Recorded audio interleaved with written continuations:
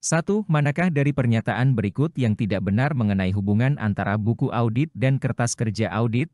A. Buku audit merupakan kumpulan dari seluruh KK yang telah disusun selama proses audit. B. KK merupakan bukti fisik atas pekerjaan audit yang telah dilakukan. C. Buku audit digunakan sebagai referensi utama dalam penyusunan laporan audit. D. KK hanya berisi informasi kuantitatif, sedangkan buku audit juga berisi informasi kualitatif. Buku audit dan KK sama-sama penting dalam memberikan keyakinan atas laporan keuangan.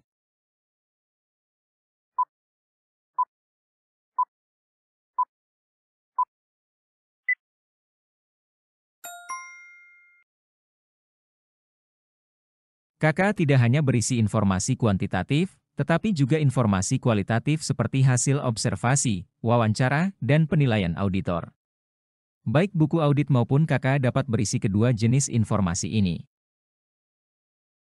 2. Seorang auditor menemukan ketidaksesuaian antara saldo kas dalam buku besar dengan saldo kas dalam bank statement.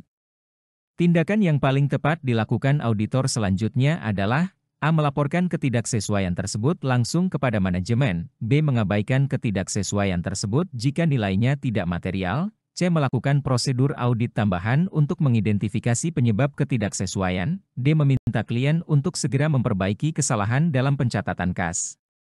E. Menolak memberikan pendapat atas laporan keuangan.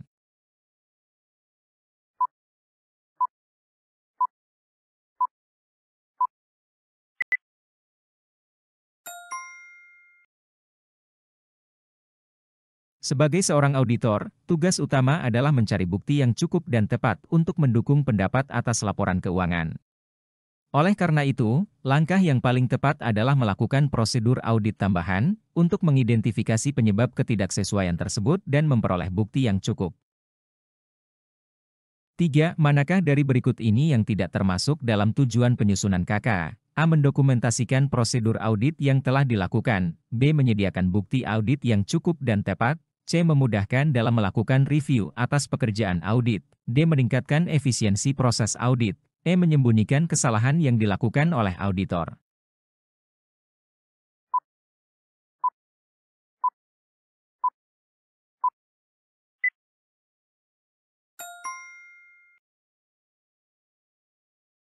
Tujuan utama penyusunan KK adalah untuk mendukung opini audit yang diberikan, bukan untuk menyembunyikan kesalahan. KK justru harus transparan dan dapat dipertanggungjawabkan. 4. Apa yang dimaksud dengan tingkat materialitas dalam konteks penyusunan buku audit dan KK? A. Nilai suatu kesalahan yang dapat mempengaruhi keputusan ekonomi pengguna laporan keuangan. B. Tingkat kepentingan suatu item dalam laporan keuangan. C. Besaran sampel yang harus diambil dalam suatu prosedur audit. D. Risiko bahwa auditor memberikan pendapat yang salah atas laporan keuangan. E. Tingkat kecermatan yang harus dilakukan oleh auditor dalam melaksanakan audit.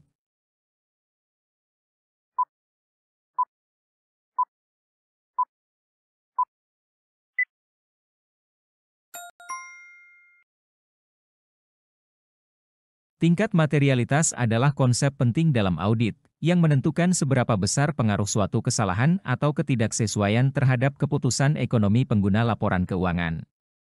Auditor akan fokus pada item-item yang memiliki tingkat materialitas yang tinggi. 5. Manakah dari berikut ini yang tidak mempengaruhi kualitas buku audit dan KK? A. Kualifikasi dan pengalaman auditor. B. Standar audit yang berlaku. C. Perangkat lunak akuntansi yang digunakan klien. D. Tingkat kompleksitas transaksi yang diaudit. E. Ketersediaan sumber daya yang memadai.